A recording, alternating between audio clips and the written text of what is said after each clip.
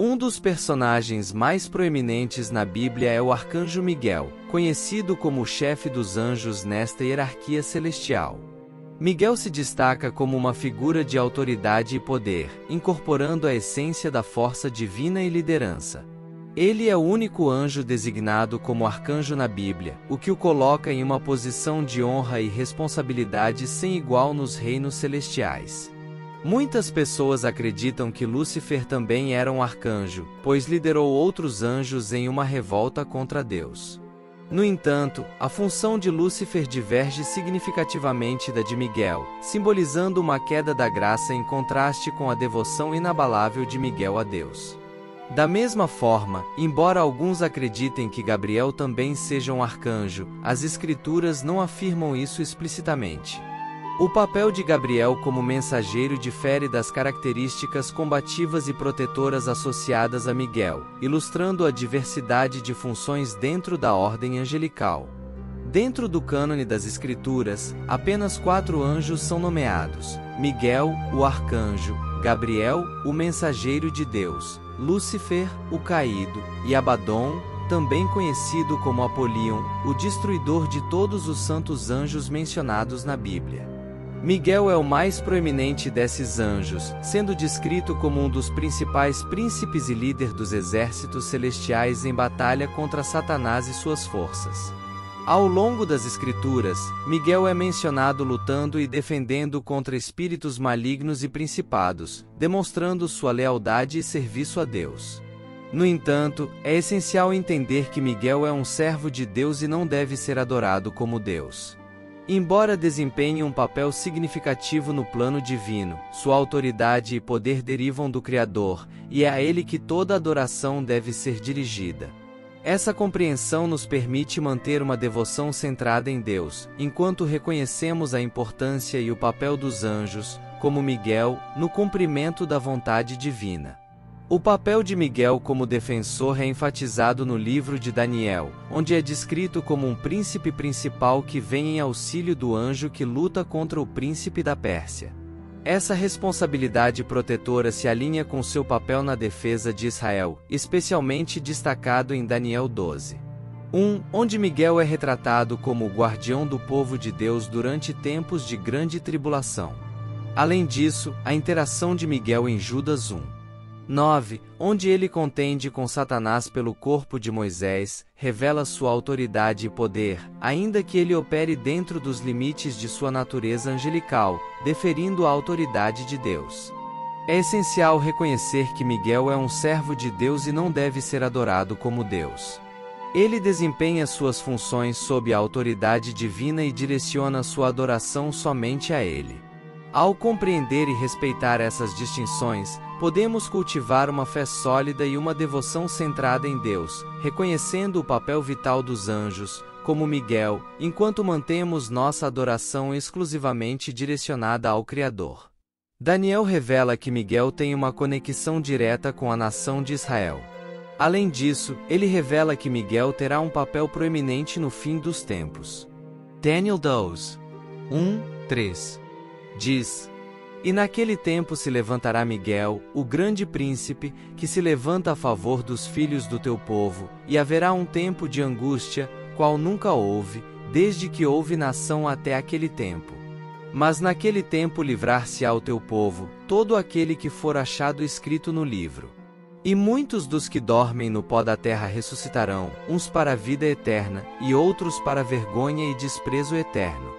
Os que forem sábios, pois, resplandecerão como o fulgor do firmamento, e os que a muitos ensinam a justiça, como as estrelas sempre e eternamente. Isso significa que Miguel tem o ministério de proteger a nação de Israel durante a grande tribulação.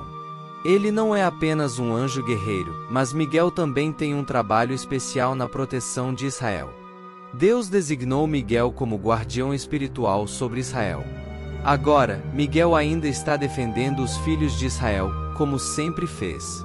Ele é o protetor deles. Um anjo do Senhor, que Deus ordenou, apenas um anjo, matou 185.000 homens. Apenas um anjo. Anjos não devem ser levados de ânimo leve. Tipicamente, quando vemos representações de anjos, eles são criaturas fofas e bonitinhas. Isso não é bíblico. Anjos são seres poderosos. Judas registrou quando Miguel contendia com Satanás pelo corpo de Moisés. Judas 9 diz: Mas o arcanjo Miguel, quando contendia com o diabo, e disputava a respeito do corpo de Moisés, não ousou pronunciar juízo de maldição contra ele, mas disse: O Senhor te repreenda.